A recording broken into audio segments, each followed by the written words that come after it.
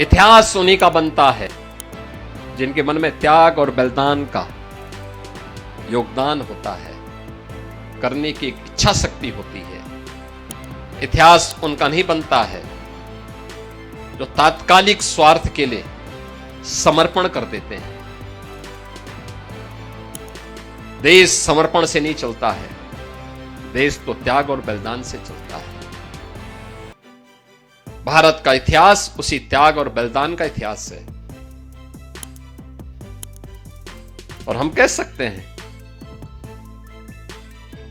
सिख गुरुओं की परंपरा केवल एक सामान्य परंपरा नहीं है, यह असाधारण है। एक विशिष्ट प्रयोजन के लिए उनका आगमन हुआ और जागरण करने के बाद फिर वे अंतर्ध्यान हो गए।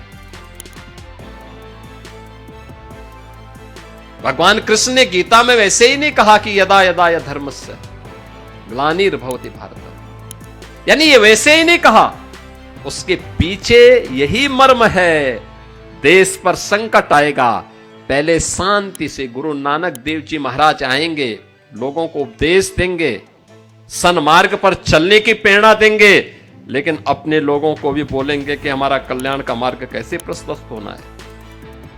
आप लंगर जो छकाते हैं ना, आज भी कोई भी आता है, मैंने देखा गुरुद्वारों में, किसी को पूछते नहीं कहां से आए हो, कोई पूछता नहीं किस क्या जाति है, सब कोई भी बैठ के खा लेता है, कोई दिक्कत नहीं, क्योंकि हमारे संस्कार है, हमारी गुरु की परंपरा है, हम उसके साथ जुड़ते हैं।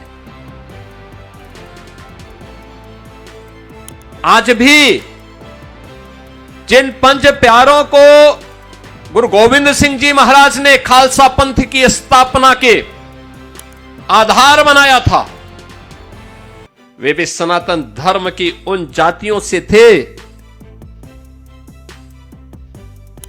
जिनको दुर्योग से लोगों ने अछूत बनाने का प्रयास किया था। उन सबको जोड़ने का काम किया था गुरु गोविंद सिंह जी महाराज ने।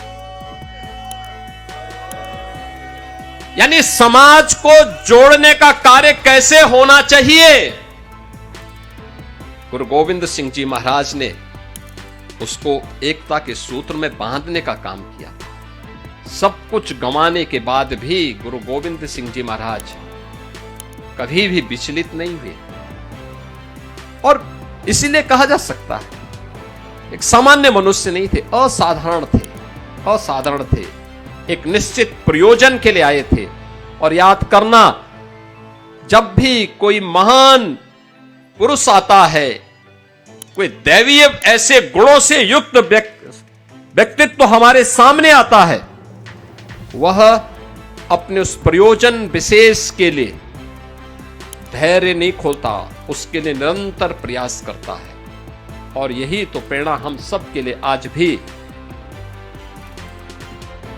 इन सिख गुरुओं की परंपरा से हम सबको प्राप्त होती है।